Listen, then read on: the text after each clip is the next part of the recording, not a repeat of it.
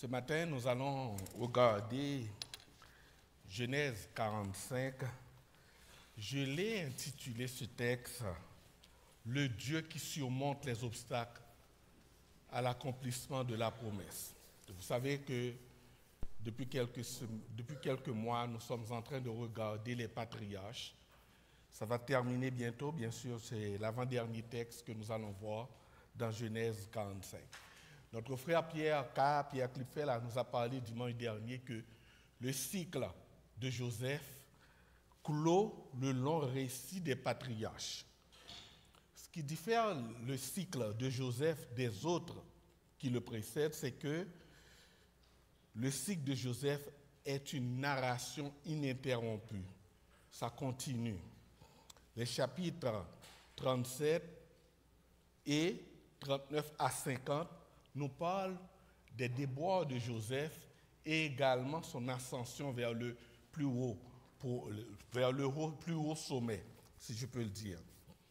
Alors que quand on arrive dans Genèse 45, ce qui diffère, c'est que, alors que dans les chapitres précédents, c'était les héritiers de la promesse qui mettaient en péril l'accomplissement de la promesse de Dieu, mais ici, la famille de Dieu est menacée par une famine qui pourrait mettre aisément un terme à toutes les promesses. Juste un petit rappel de qui était Joseph. Joseph était l'aimé, pas l'aîné, mais l'aimé de son père. Mais ses frères voulaient se débarrasser de lui. Qu'est-ce qu'ils ont fait? Ils l'ont vendu à des marchands madianites, selon Genèse 37. Joseph était vendu à des marchands madianites et ensuite ces marchands l'ont vendu à Potiphar. Injustement accusé, comme on l'avait vu la semaine dernière, injustement accusé et mis en prison, Joseph est devenu en l'espace de quelques années le plus important et le plus puissant personnage après Pharaon, d'après Genèse 41. Les chapitres 42 à 45 relatent les retrouvailles marquées par de multiples péripéties de Joseph et ses frères. Si vous lisez le livre de la Genèse dans son ensemble, vous allez voir deux grands points qui sortent. Normalement, un grand point qui sort, c'est la providence de Dieu. On va parler de ça tantôt. Mais arrivé dans Genèse 45, il y en a un autre point qui sort aussi. La responsabilité de l'homme. C'est ce qu'on va voir ce matin. On va voir trois grands points alors, d'après le texte. D'abord, on va voir, d'après les versets 1 à 6, Joseph se fait reconnaître par ses frères.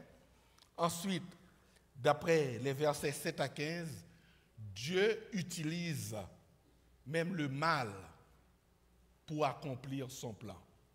Dieu va utiliser même le mal que les frères de Joseph ont fait pour accomplir son plan. Et finalement, nous allons voir que Joseph est une typologie de Jésus-Christ. On va dire c'est quoi une typologie.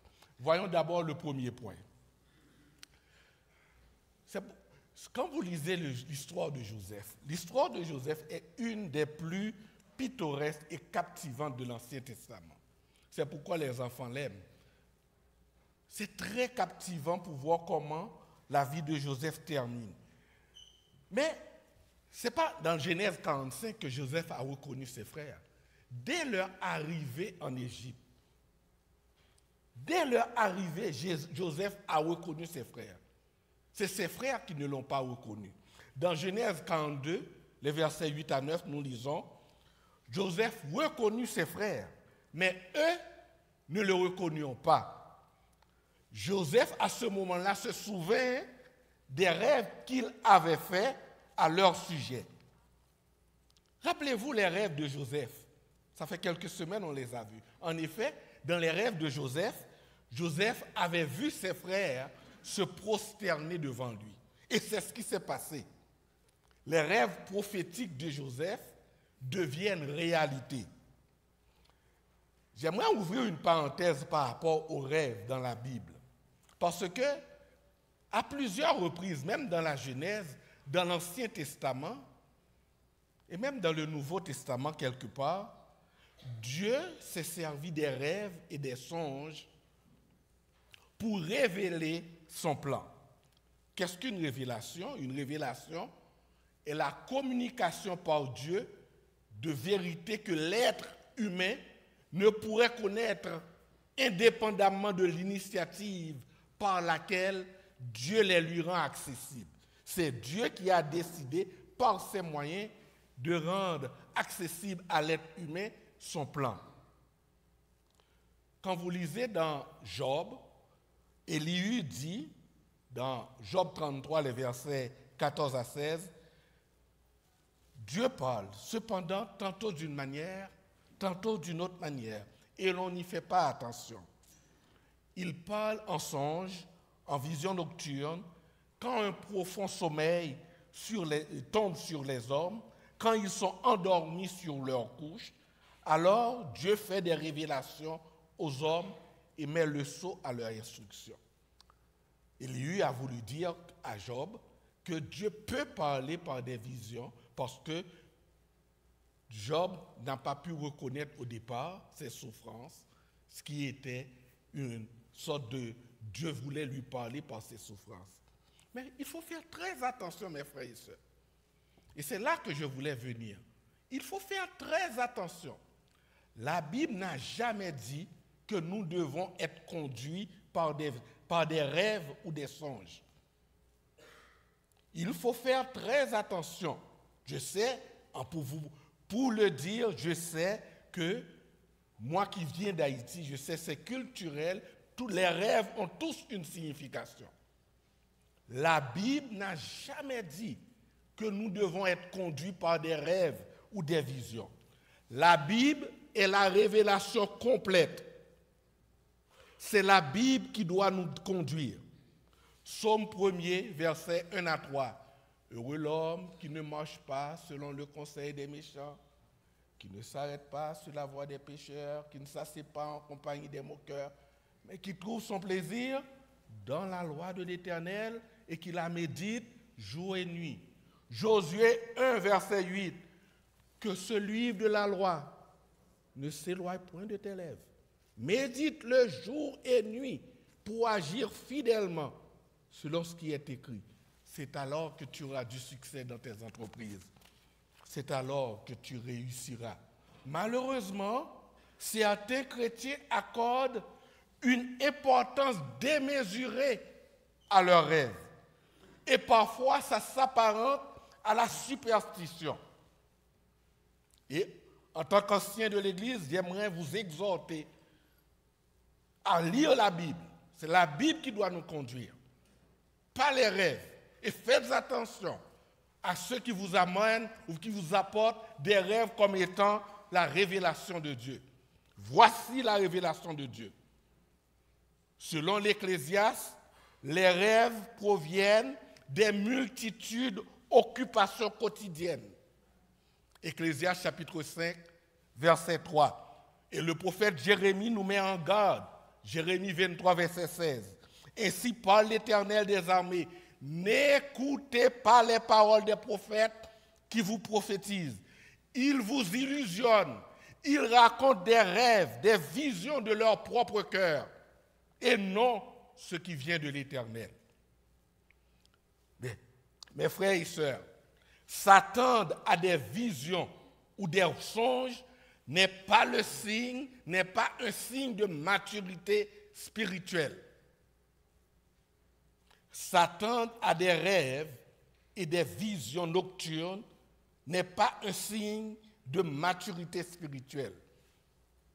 L'auteur de l'Épître aux Hébreux nous dit que la nourriture solide, c'est-à-dire un enseignement approfondi, d'après le texte, un enseignement approfondi, avancé de la parole de Dieu est pour les hommes faits, c'est-à-dire les hommes mûrs, pour ceux qui, par l'usage, ont le sens exercé au discernement du bien et du mal.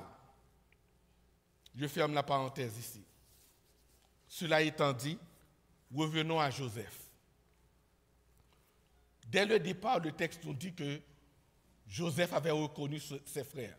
Joseph avait adopté une attitude, je peux dire, dure à l'égard de ses frères, juste pour s'assurer de leur intégrité, de leur honnêteté. Quand vous lisez Genèse 44, Judas a fait à la fin un long discours émouvant en faveur de Benjamin. C'est là ce qui a suscité chez Joseph probablement une sorte d'émotion. Joseph se fait reconnaître par ses frères. Et le texte que notre frère vient de nous lire nous montre que les retrouvailles sont émouvantes, très émouvantes. Joseph n'a pas pu se contenir. Mais il faut comprendre, Joseph a été vendu à l'âge de 17 ans, selon Genèse 37, verset 2. À l'âge de 30 ans, il est devenu gouverneur d'Égypte.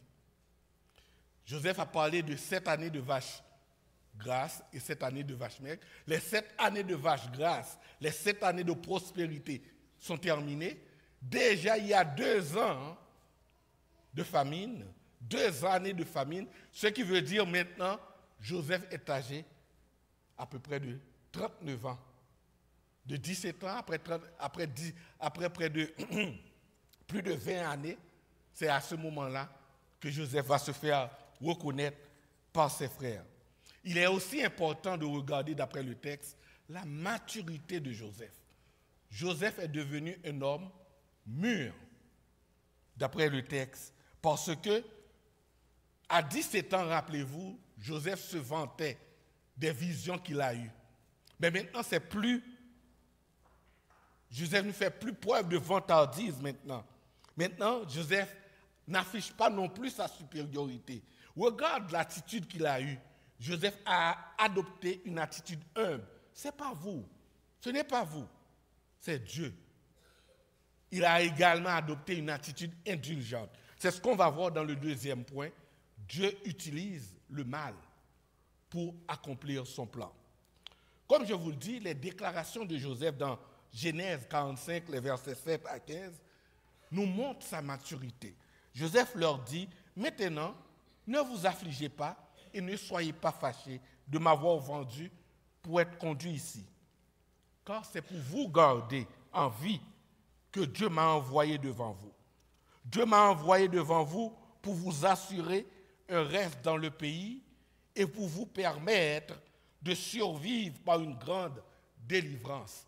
Maintenant donc, ce n'est pas vous qui m'avez envoyé ici, mais c'est Dieu.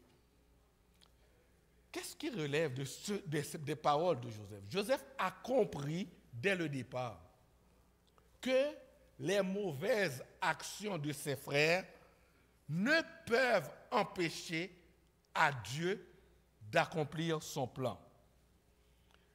Les 2 versets, Genèse 45, versets 7 à 8, font ressortir 2 points importants. La première, c'est ce qu'on appelle la providence de Dieu. Et l'autre, c'est ce qu'on appelle la responsabilité de l'homme. C'est quoi la providence de Dieu? La semaine dernière, notre frère Pierre l'avait déjà parlé. La providence de Dieu enseigne que les événements qui se produisent dans l'univers, dans la création, ne sont pas déterminés, ne sont déterminés ni par la chance, c'est-à-dire le hasard, ni par une fatalité impersonnelle, mais par Dieu. Dieu décrète les événements de l'histoire humaine. C'est Dieu qui décrète les événements de l'histoire humaine. Quand j'ai dit Dieu décrète, les décrets divins font référence aux décisions que Dieu a prises lui-même avant même la création du monde. Dieu décide, avant même la création du monde, que toi et moi, nous serons parmi ses élus. Rappelez-vous du texte qu'on avait étudié ensemble, Éphésiens 1, 3 à 14. Et je vous l'avais dit, c'est à dessein que j'avais demandé d'étudier ce texte. Avant la fondation du monde, Dieu avait décidé que vous soyez ici ce matin à m'écouter. La doctrine de la providence signifie que Dieu poursuit un dessein, c'est-à-dire un projet, c'est-à-dire un plan dans tout ce qu'il fait. Proverbe 16, verset 4. L'Éternel a tout fait pour un but, même le méchant pour le jour du jugement. Là, vous allez me dire, hé, Claude, arrête. Est-ce que ça veut dire que le mal, c'est Dieu qui le fait? Non. On est tous d'accord avec ça. La doctrine de la providence de Dieu est claire, n'enseigne pas que Dieu est l'auteur du mal. Au contraire, dans le psaume 92, le verset 16, l'auteur nous dit « Il n'y a point d'iniquité en Dieu. Dieu ne fait pas le mal, il ne tente pas par personne non plus par le mal. » C'est ce que nous dit Jacques. Mais la doctrine de la providence n'exclut pas la responsabilité de l'homme. Ça ne veut pas dire que tu es un robot. Non, tu agis de manière volontaire. Dieu a créé l'homme avec cette caractéristique qu'il est responsable de ses actes. Tu es responsable de tout ce que tu fais. Là, il y a des questions qui vont se poser. Mais si Dieu décrète les événements, pourquoi l'homme est encore responsable? C'est ça que vous allez me demander. Cette question a été déjà posée dans la Bible. Paul l'avait déjà répondu. Romains 9, versets 19 et 20. Pourquoi Dieu blâme-t-il encore? Qui résiste à sa volonté? Paul dit, qui es-tu, ô homme, pour contester avec Dieu? Le vase d'argile que tu es, pourra-t-il dire à celui qui l'a formé, pourquoi m'as-tu formé ainsi? Dieu est libre comme le potier, avec la même masse de faire un vase d'honneur ou bien un vase d'un usage vil. Tu ne peux pas contester avec Dieu. C'est toi qui as commis toutes les actions, bien sûr. Autre question. Où est le libre arbitre dans tout ça? Souvent, les gens posent cette question. Moi, je vais vous répondre ce matin. Le libre arbitre, tout dépend de quelle définition que vous donnez de ce mot. Si le libre arbitre veut dire que l'homme a la capacité de choisir entre le bien et le mal, je vais vous dire que l'homme n'a plus cette capacité. L'homme n'a plus le libre arbitre. Pourquoi? Parce que dans le jardin d'Éden, l'homme a déjà choisi le mal. On a déjà choisi, on ne peut pas refaire ce qui a été fait dans le jardin d'Éden. L'homme avait déjà choisi le mal dans le jardin d'Éden. Le psaume 14, verset 2 à 3 nous dit « L'Éternel, du haut des cieux, se penche les yeux sur les êtres humains pour voir s'il y en a du bon sens. S'il y en a un qui cherche Dieu, il dit « Tous sont égarés. Ensemble, tous, ils sont pervertis. Il n'y en a aucun qui fasse le bien. Pas même un seul. » C'est ce texte que Paul reprend dans Romains 3, versets 10 à 16. Il n'y en a aucun homme qui fasse le bien. Pas même un seul. Tous sont égarés. Tous sont pervertis. Donc, si vous pensez que le libre arbitre veut dire choisir entre le bien et le mal, non, l'homme ne l'a plus. Parce que l'homme déchu est esclave du mal. Nous sommes tous esclaves de ceux qui a triomphé de nous. Le péché, le mal, c'est ce que nous sommes tous sous l'emprise du mal. Comme nous dit Paul dans Romains 3, les versets 10 à 16. Les Juifs et les Grecs sont tous sous l'emprise du mal. On ne peut pas faire le bien sans la présence de l'Esprit de Dieu. Donc, on ne peut pas parler de libre arbitre entre le bien et le mal. On a besoin de l'Esprit de Dieu. Jésus-Christ a clairement dit, « Sans moi, vous ne pouvez rien faire. » Là encore, une autre question. Si le libre arbitre veut dire aussi de faire des choix en dehors du contrôle de Dieu, là encore, l'homme ne l'a pas. L'homme n'a pas ce libre arbitre de faire des choix en dehors du contrôle de Dieu, parce qu'une telle pensée Une telle citation contredit l'affirmation selon laquelle le Christ Jésus soutient toutes choses par sa parole puissante, d'après Hébreux 1, verset 3. Si Jésus soutient toutes choses par sa parole puissante, si quelqu'un peut faire quelque chose en dehors de Jésus, Jésus ne soutient plus toutes choses par sa parole puissante. Mais si le libre arbitre veut dire que l'homme peut faire des choix volontaires ayant des conséquences réelles, oui, là l'homme a le libre arbitre.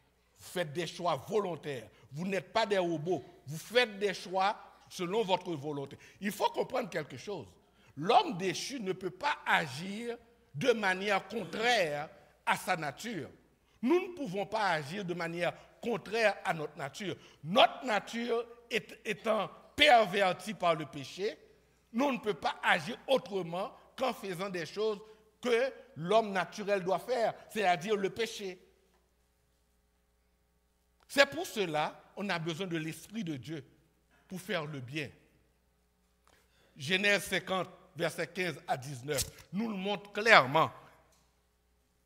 Il nous dit, quand les frères de Joseph virent que leur père était mort, il dit, si Joseph allait se montrer notre adversaire et nous rendait tout le mal, ce n'est pas Dieu qui l'a fait, c'est eux, tout le mal que nous lui avons fait. Joseph leur dit, soyez sans crainte. En effet, suis-je à la place de Dieu? Vous avez formé le mal, de me faire du mal. Dieu l'a transformé en bien. Pour accomplir ce qui arrive aujourd'hui et pour sauver la vie d'un peuple nombreux. Donc, les frères de Joseph l'ont vendu. Les frères de Joseph ont fait le mal. Mais Dieu l'a transformé en bien. Ce matin, si on fait un petit quiz, qui a envoyé Joseph en Égypte? La réponse classique, ses frères. Mais ici, Joseph a dit c'est Dieu. Donc, les deux réponses sont permises. C'est à la fois ses frères et Dieu. L'action a été entreprise à la fois par les deux entités, par Dieu et par ses frères. C'est ainsi que nous autres, nous comprenons que Dieu peut décréter le mal sans en être l'auteur et faire concourir le mal au bien pour sa gloire. Dieu peut utiliser le mal que nous faisons pour sa gloire. Et les textes dans la Bible sont nombreux. Ce n'est pas uniquement ici. Si je vous demande, qui a envoyé Judas en déportation en Babylone? La réponse classique, Nebuchadnezzar. Mais Dieu, Ésaïe avait déjà dit, c'est Dieu qui le fait. Jérémie, excusez-moi, le prophète Jérémie avait déjà dit, c'est l'Éternel, Dieu qui va les envoyer en déportation à cause de leur idolâtrie. Et de même, si je vous pose, qui a fait revenir Juda et bâtir le temple à Jérusalem? Vous allez me dire, Cyrus. Mais 100 ans avant sa naissance, Ésaïe 44, verset 28, l'Éternel avait dit, c'est moi l'Éternel qui va le faire. Je vais envoyer Cyrus pour faire ça. Donc, Dieu peut décréter et l'homme fait, sans que Dieu soit l'auteur du mal. C'est ce qu'on parle, le compatibilisme, la providence de Dieu est tout à fait compatible avec la responsabilité de l'être humain. Voyons le dernier point. Joseph, une typologie de Jésus-Christ. À partir du verset 16 à 28, les retrouvailles ont été terminées. Joseph envoie chercher tous les membres de sa famille pour venir s'établir en Égypte pour échapper à la famine. Jacob, très âgé, quitte Canaan pour rejoindre son fils bien-aimé qui est devenu puissant. J'aimerais attirer votre attention le fait que Joseph a fait choix de pardonner ses frères. Joseph a fait choix de pardonner ses frères. Et ce qui frappe dans le texte, c'est que Joseph n'a pas établi des exigences pour que ses frères puissent avoir son pardon. Il n'a pas établi des exigences. De même, Joseph n'a pas minimisé les actions, les mauvaises actions de ses frères. Joseph a reconnu que ses frères lui avaient fait du mal. Joseph n'a pas adopté une attitude comme si c'est lui qui contrôle la situation. Je suis le grand Joseph, contrairement à certains. Non, je suis le grand Joseph, gang de losers. Je vous avais dit, vous allez venir prosterner devant moi. Non, au contraire. Il a une attitude très humble. Il voulait pardonner ses frères. Il faut reconnaître que le pardon, avant tout, c'est la reconnaissance du mal. Le pardon reconnaît que vous avez mal agi, vous avez fait du tort. Mais au lieu de se venger, Joseph a choisi de pardonner. Pourquoi? Parce qu'il a compris que Dieu l'a envoyé devant eux pour permettre à la famille, à l'Égypte, aux habitants de la région de survivre à la famine. Rappelez-vous de la promesse que Dieu avait faite à Abraham dans Genèse 12. Selon la promesse, les descendants seront une source de bénédiction, pas seulement pour la famille d'Abraham, mais pour toutes les nations. C'est en ce sens qu'on dit que Joseph est une typologie de Jésus-Christ. Qu'est-ce que ça veut dire le terme typologie? Le terme typologie se réfère à un objet, à une institution, à un événement, ou bien à une personne de l'Ancien Testament qui, en son temps, préfigurait un aspect de l'œuvre de Jésus-Christ, ou bien un aspect des relations actuelles entre Dieu et son peuple. Tout le sacerdoce lévitique est une typologie de Jésus-Christ. Maintenant, on n'a pas besoin de donner des animaux en sacrifice. Jésus-Christ, par sa mort. Tous les juges de l'Ancien Testament, les libérateurs d'Israël, sont une typologie de Jésus-Christ. Le temple, qui était le symbole de la présence de Dieu, c'est une sorte de typologie pour nous montrer aujourd'hui, à l'heure actuelle, la présence de Dieu dans nos vies, c'est l'Esprit de Dieu. On appelle ça une typologie de Jésus-Christ. Mais quand on regarde le cas de Joseph, on peut dire oui, Joseph est une sorte de typologie de Jésus-Christ par son action. Non seulement il a pardonné à ses frères, par son action, il a sauvé sa famille, l'Égypte et les nations environnantes.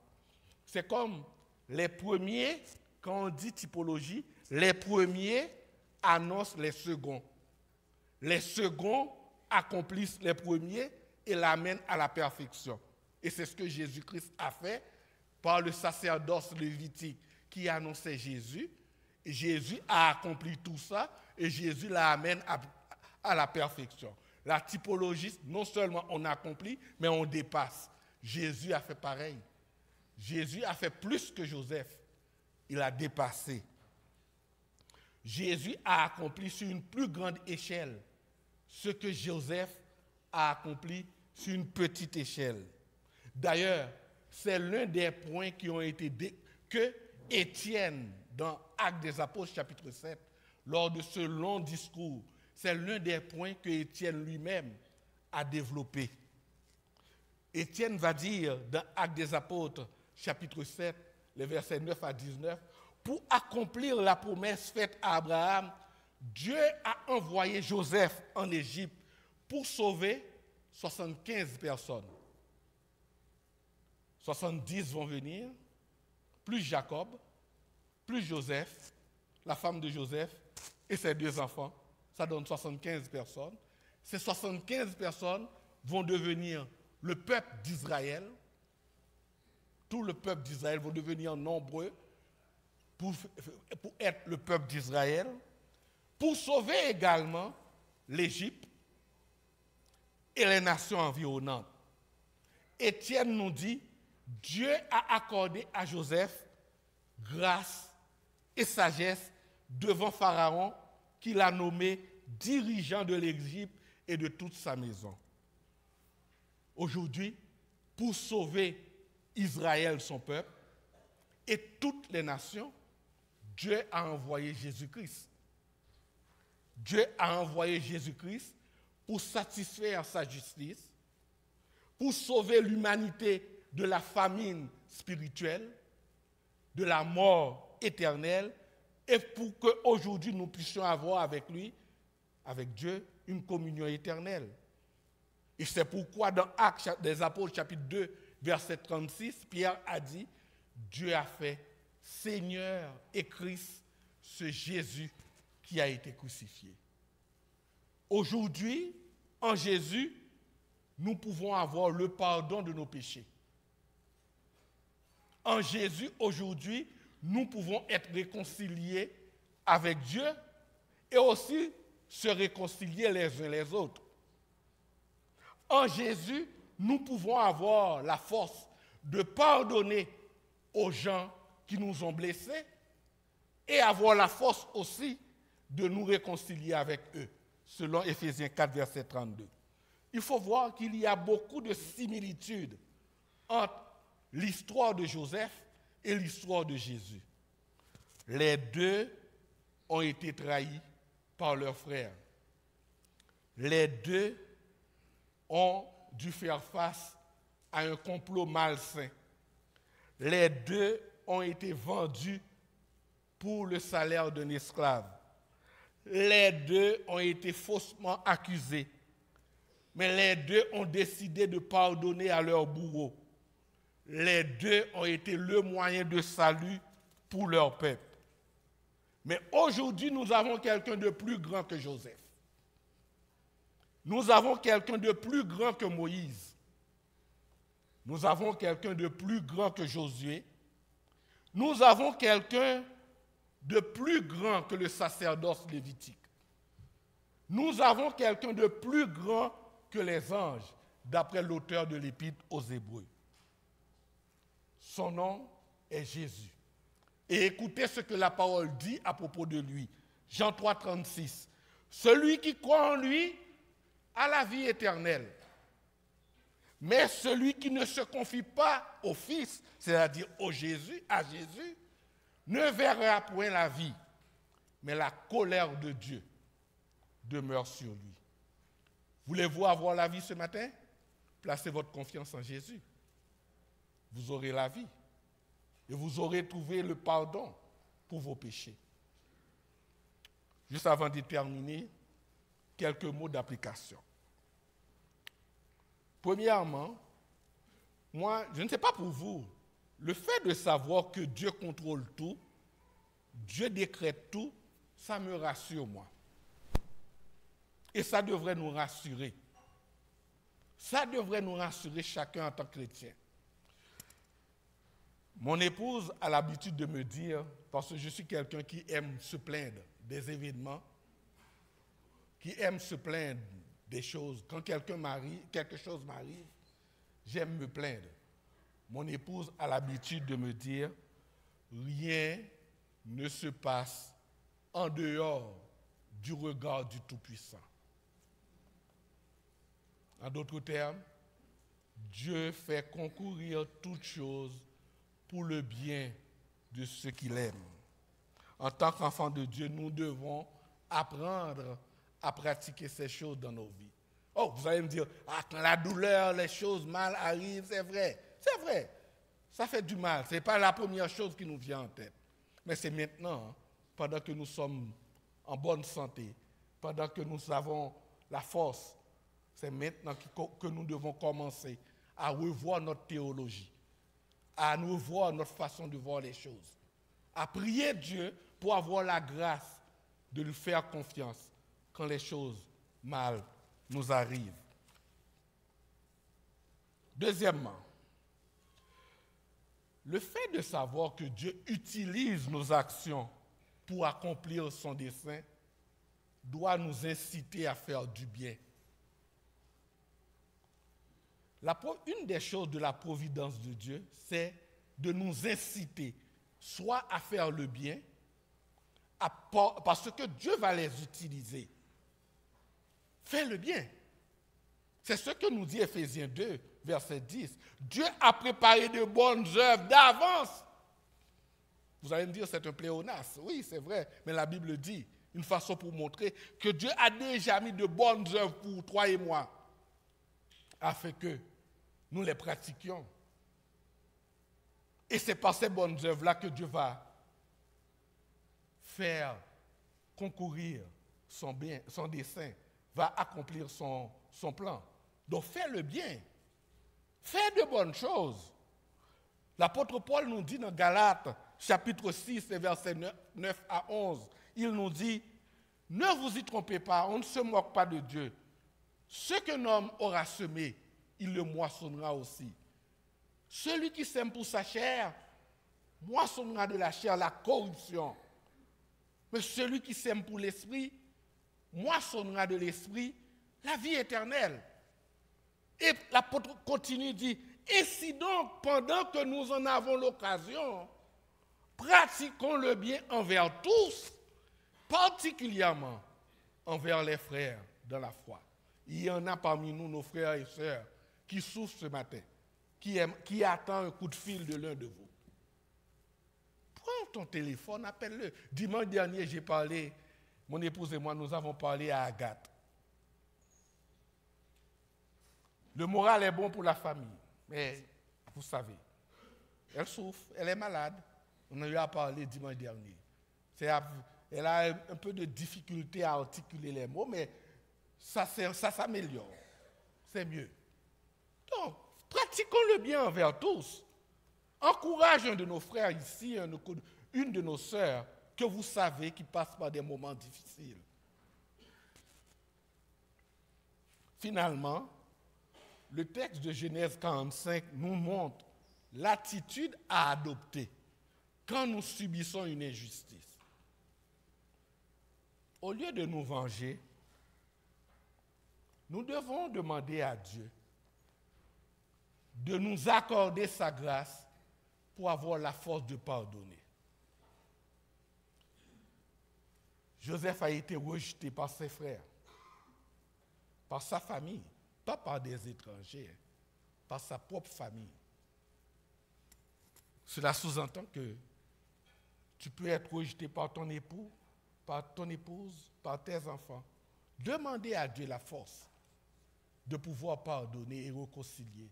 Si cela dépend de vous, comme Paul dit dans Romains 12, versets 17 à 19, ne rendez à personne le mal pour le mal.